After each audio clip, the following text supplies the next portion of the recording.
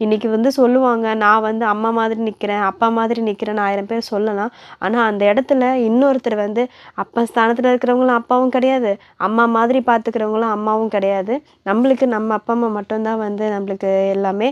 அத வந்து நான் இந்த ஒரு எங்க அம்மா இறந்து ஒரு 2 வாரம் தான் ஆகுது. இந்த 2 வாரத்திலேயே நான் நல்லா உணர்ந்துட்டேன். ஹாய் எல்லாருக்கும் வணக்கம். நெறைய பேர் வந்து அம்மா இறந்ததுக்கு அப்புறமா நான் போட்ட வீடியோவுக்கு நெறைய பேர் கமெண்ட் பண்ணியிருந்தீங்க. இன்னுமுமே நான் வந்து அந்த கமெண்ட்ஸ்லாம் பார்த்துட்டு தான் இருக்கேன். நான் வந்து எனக்கு வந்து ஒரு பெரிய கஷ்டம் அப்படின்னு நெனச்சா, எனக்கு ஆறுதல் சொல்றேன்னு சொல்லி நெறைய பேர் வந்து அவங்களோட கஷ்டத்த சொல்லியிருந்தாங்க. அதெல்லாம் வந்து எனக்கு ரொம்பவே வந்து மனசு கஷ்டமா இருந்தது. இவ்ளோ பேர் இவ்ளோ கஷ்டத்தோட இருக்காங்க. நம்ப கஷ்டம்லாம் ஒண்ணுமே இல்ல அப்படின்னு சொல்ற அளவுக்கு அவங்களோட கஷ்டங்களும், அவங்களோட வருத்தம், அதுலயுமே வந்து அவ்ளோ கஷ்டப்பட்டாலுமே வந்து எனக்கு ஆறுதல் சொல்லிட்டு, எனக்கு வந்து ஒரு தைரியம் சொல்லிட்டு, "இனிமே வந்து கவலைப்படாதீங்க" அப்படிலாம் சொல்லும்போது, எனக்கு உண்மையிலேயே சொல்றேன், கூட இருக்கிற சொந்த பந்தத்த விட, நம்மளுக்கு நெருங்கி இருக்கிற நண்பர்கள விட, இந்த மாதிரி முகம் தெரியாத ஒருத்தங்க நம்மளுக்கு இவ்ளோ ஆறுதல் சொல்லி, தைரியம் சொல்லி, நம்ம கூட இருக்கன்னு சொல்லும்போது, அந்த ஒரு வார்த்தைக்கும், அவங்க சொல்ற அந்த அன்புக்கும் வந்து ஒரு அளவே இல்ல. அவங்களுக்கு வந்து நான் எப்படி நன்றி சொல்றதுன்னே தெரியல. இருந்தாலுமே வந்து, அந்த மாரி கஷ்டத்துல இருக்கிறவங்க எனக்கு வந்து கமெண்ட் பண்ணும்போது, அவங்களோட அந்த ஒரு வருத்தத்தையும் என்கிட்ட சொல்றாங்கன்னா, அப்ப எந்த அளவுக்கு என் மேல ஒரு நம்பிக்கை இருந்திருக்கும். அவங்க கஷ்டம் எல்லாமே நீங்கி அவங்களும் நல்லபடியா இருக்கணும்னு நான் கடவுள்கிட்ட வேண்டிக்கிறேன். அதே நேரத்துல அவங்களோட அந்த கமெண்ட்ஸ் எல்லாமே வேல்யூபிளா நான் வந்து அத மதிக்கிறேன். ஏன்னா, என்ன நம்பி அவங்க அனுப்பியிருக்காங்க. நெறைய பேர் வந்து எனக்குமே அம்மா இல்ல, இப்ப தான் இறந்தாங்க அப்படிலாம் சொல்லும்போது, எனக்கு வந்து அந்த வலியில இருந்திருக்க எனக்கு வந்து புரியுது. அவங்க எவ்வளோ கஷ்டப்பட்டுருப்பாங்கன்னு சொல்லி. நம்ம எல்லாருக்குமே வந்து கடவுள் தான் துணையா இருக்கணும். நான் வந்து நெறைய விஷயங்கள் வந்து அன்னைக்கு என்னால பேச முடியல. ஏன்னா வந்து நான் ரொம்ப ஷார்ட்டா சீக்கிரமா சொல்லணும்.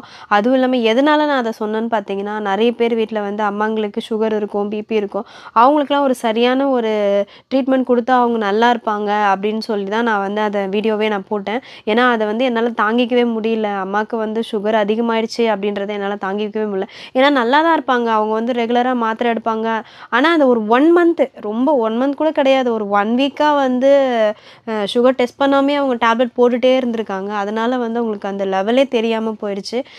இதுதான் நடந்தது. அதனால தான் வந்து நெறைய பேர் வந்து இப்பவுமே வந்து நெறைய பேர் வந்து மாத்திரை வாங்கி போட்டா மயக்கம் நின்றும், சுகர் கம்மியாயிடும் அப்படின்னு நெனச்சுட்டு இருக்காங்க. இல்ல ஒவ்வொரு தடவையும் வந்து அதனால தான் மாசம் மாசம் வந்து ட்ரீட்மெண்ட் எடுக்கும்போதெல்லாம் சுகர் டெஸ்ட் பண்ணிட்டு அதுக்கப்புறமா மாத்திரை எடுக்க சொல்லுவாங்க. அத பண்ணுங்க. ப்ளீஸ் வந்து நம்ம உடம்ப நம்ம தான் பார்த்துக்கணும். யாருமே வந்து துணையா நிக்க மாட்டாங்க. இன்னைக்கு வந்து சொல்லுவாங்க, நான் வந்து அம்மா மாதிரி நிக்கிறேன், அப்பா மாதிரி நிக்கிறேன்னு 1000 பேர் சொல்லலாம். ஆனா அந்த இடத்துல இன்னொருத்தர் வந்து அப்பா ஸ்தானத்துல இருக்கிறவங்களும் அப்பாவும் கிடையாது, அம்மா மாதிரி பார்த்துக்கிறவங்களும் அம்மாவும் கிடையாது. நம்மளுக்கு நம்ம அப்பா, அம்மா மட்டும் தான் வந்து நம்மளுக்கு எல்லாமே.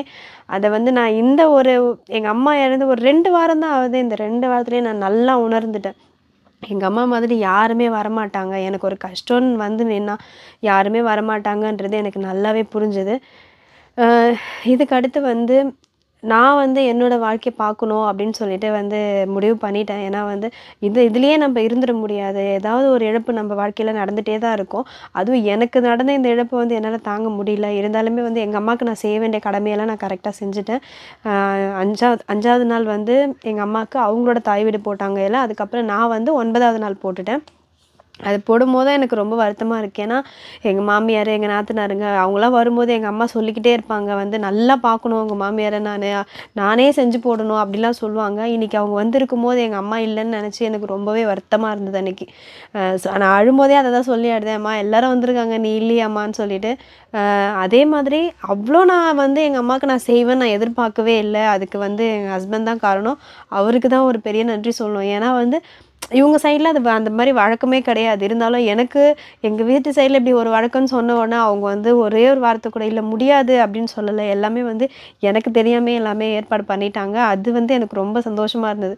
இத நான் எதிர்பார்க்கவே இல்ல. இந்த ஒரு கஷ்டத்துலயும் வந்து என்ன கஷ்டப்படுத்தக்கூடாது. இனிமேலும் ரொம்ப வந்து எதுவும் குடுக்கக்கூடாதுன்னு சொல்லிட்டு எனக்கு வந்து ரொம்பவே ஃபேமிலியோட சேர்ந்து தான் சொல்றேன். எல்லா ஃபேமிலியுமே வந்து எங்க ஃபேமிலி எல்லாமே வந்து பார்த்துக்கிட்டாங்க. அது வந்து எனக்கு கொஞ்சம் ஆறுதலா இருக்கு. என் கூட எங்க ஃபேமிலி நிக்கிறாங்க அப்படின்னு சொல்லிட்டு. குழந்தைங்களுமே வந்து எந்த தொந்தரவுமே பண்ணல. எனக்கு வந்து மனசு கஷ்டமா இருக்கு. குழந்தைங்க கூட சரியா பேசல, விளையாடல, டைம் வந்து எனக்கு குடுக்கல. இருந்தாலுமே குழந்தைங்களும் அத புரிஞ்சுகிட்டு அவங்க கரெக்ட்டா இருந்துட்டாங்க. அம் இலை போட்டதுக்கப்புறமா வந்து ஒரு முக்கியமான விஷயம் என்னன்னு பார்த்தீங்கன்னா, எங்க அம்மா வந்து ஒரு நோட்ல வந்து நம்பர்ஸ்லாம் எழுதி வச்சிருக்காங்க. அவங்க ஃபோன் வச்சிருக்காங்க. அந்த நம்பருமே இருக்கு. ஃபர்ஸ்ட்டு வந்து என் நம்பர் எழுதல, எங்க அண்ணனுங்க நம்பர் எழுதல. என் ஹஸ்பண்டோட நம்பர் தான் முதல்ல எழுதி வச்சிருக்காங்க. ஜெகன் போட்டு அவர் நம்பர் தான் முதல்ல, 2வது என் நம்பர், 3வது எங்க அண்ணன் நம்பர், 4வது எங்க அண்ணன் நம்பர். இப்படி தான் எழுதியிருக்காங்க. எங்க 4 பேர் நம்பர் தான் மெயினா எழுதி வச்சிருக்காங்க. அதாவது என்ன தெரியுதுன்னா, அவங்க வந்து எந்த அளவுக்கு வந்து என் ஹஸ்பண்ட வந்து அவங்க ரெஸ்பெக்ட் பண்ணியிருக்காங்க. அவங்க எவ்வளோ அவர் மேல ஒரு மரியாதையும், அவர வந்து அவங்களுக்கு எவ்வளோ புடிச்சிருக்குன்றதே எங்களுக்கு வந்து அத பார்த்தோனே தான் தெரிஞ்சது. அவங்க வந்து நெறைய விஷயம் ஒரு டைரியில எழுதி வச்சிருக்காங்க. அதெல்லாம் பார்க்கும்போது எங்க அம்மா மனசுல அவ்ளோ வந்து ஒரு ஆசை இருந்திருக்கு அப்டின்லாம் வந்து நெறைய தெரிஞ்சது. என்ன ஒரு சின்ன வருத்தம் லாஸ்ட் மினிட்ல எங்க அம்மாகிட்ட கொஞ்ச நேரம் மனசு விட்டு என்னால பேச முடியல. ஏன்னா எனக்குமே வேலை இருந்துச்சு. குடும்ப சூழ்நிலை. நானும் அங்க போறதில்ல. அம்மா ஃபோன் பண்ணா மட்டும் தான் நான் பேசுவேன். இப்படி தான் போயிட்டுருந்தது.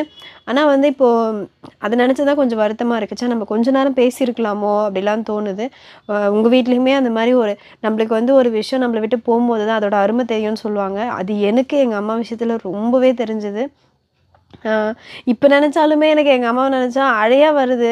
ஒரு விவரம் தெரியாத வயசுல அப்பாவையும் இழந்துட்டு, எப்பவுமே சொல்லுவாங்க, "தகப்பன் இல்லாத பிள்ளைங்க தருதலை ஆயிடும்ன்ட்டு." அந்த பேர வாங்கி குடுக்கக்கூடாதுன்றதுக்காக எங்க அம்மா அந்த சின்ன வயசுலருந்து எங்கள போராடி வளர்த்து, எங்கள படிக்க வச்சு, நாங்க இந்த அளவுக்கு ஒரு நெலைமையில நிக்கிறோம்னா, அதுக்கு முழு காரணம் எங்க அம்மான்னு தான் சொல்லிக்கணும். யாருமே நான் வந்து இவங்க பண்ணாங்க, அவங்க பண்ணல அப்படிலாம் கிடையாது. எங்களுக்கு வந்து உதவிலாம் பண்ணாங்க. நான் அவங்கள என்னைக்குமே மறக்க மாட்டேன். அது எல்லாமே வந்து அம்மா வீட்டு சைட்ல எங்களுக்கு உதவி பண்ணாங்க. அவங்கள என்னைக்குமே நாங்க மறக்க மாட்டோம். ஏன்னா வந்து நாங்க அந்த உதவி செய்றதுக்கு கூட ஒரு மனசு வேணும். அந்த மனசு அவங்க கிட்ட இருந்தது அப்போ. அதனால வந்து அவங்கள மறக்க மாட்டோம். இருந்தாலுமே வந்து எங்க அம்மா எங்களுக்காக வந்து தனியாவே வாழ்ந்து, எந்த ஒரு சுகத்தையும் அனுபவிக்காம, இந்த காலத்துல எனக்கு அத சொல்ல தெரியல. ஆனா வந்து எங்க அம்மா எங்களுக்காக வாழ்ந்து ஒரு நாள் எல்லாரும் சொல்லும்போது சொல்றாங்க, "உங்க அம்மாவுக்கு வந்து நல்ல சாவு இருக்கு." நான் இத அன்னைக்கே சொன்னேன். எங்க அம்மா வந்து நல்லபடியா இருந்திருக்காங்க அப்படின்னு நினைக்கும்போது கொஞ்சம் எனக்கு ஆறுதலா இருக்கு.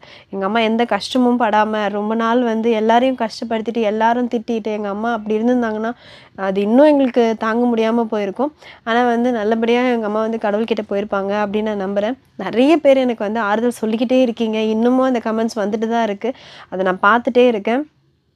ஆ இப்ப வந்து என்னோட லைஃப்ல வந்து அம்மா வந்து ஒரு பார்ட்டா இருந்தாங்க. இப்ப வந்து அது இல்லன்னும்போது எனக்கு அந்த வாழ்க்கை வந்து வெறுமையா இருக்க மாதிரி இருக்கு.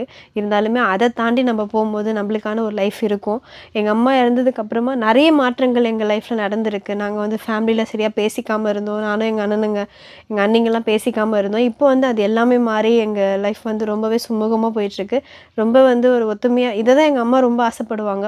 அவங்களுக்கு எப்படின்னா, வீட்டுக்கு வரும்போது அவங்க மாப்பிள்ளைய நல்லா பார்க்கணும், வாங்கன்னு சொல்லணும். இல்லன்னா வந்து கோவப்படுவாங்க, சண்டை போடுவாங்க. அப்படிதான் வந்து இருந்தது. இப்போ வந்து அது எதுவுமே கிடையாது. ரொம்ப நல்லாவே எல்லாரும் ஒண்ணா ஒத்துமையா தான் இருக்கோம். எதிர்பார்க்காத சில பிரச்சனைகள், மனஸ்தாபம் எல்லாமே வந்து சரியாயிட்டு இப்ப நாங்க நல்லாவே இருக்கோம். அதுக்கு எல்லாமே எங்க அம்மாவோட அவங்களோட அந்த ஆசீர்வாதமும், அவங்க அந்த நெனச்ச அந்த விஷயம் தான் காரணமா இருக்கும்னு நான் நெனைக்கிறேன். அத நான் ரொம்பவே மதிக்கிறேன். நம்ம வீட்ல அம்மாங்க இருந்தாங்கன்னா, அவங்களுக்கு நீங்க மாத்திரை வாங்கி தர்றீங்களோ, மருந்து வாங்கி தர்றீங்களோ, ஹாஸ்பிட்டலுக்கு கூட்டு இது எதுவுமே முக்கியம் கிடையாது. அவங்க கிட்ட வந்து மனசு விட்டு ஒரு 5 நிமிஷம் பேசுனீங்கன்னா, அவங்க நல்லா இருப்பாங்கன்னு நான் நெனைக்கிறேன். ரொம்ப நன்றி. நெறைய பேர் ஆறுதல் சொன்னீங்க, சப்போர்ட் பண்றேன்னு சொன்னீங்க. நீங்க எல்லாமே இருக்கிறீங்க. நீங்க எல்லாரும் எங்க கூட தான் இருக்கீங்கன்ற தைரியத்தோடவே வந்து நான் இனிமே வர வீடியோலாம் வந்து நம்ம சந்தோஷமாவே போடுவோம். ஏன்னா, எங்க அம்மா என் கூட தான் இருக்காங்கன்னு நான் நம்புறேன். அதே மாதிரி நீங்க எல்லாருமே சப்போர்ட் பண்ணிட்டே இருங்க. ரொம்ப நன்றி.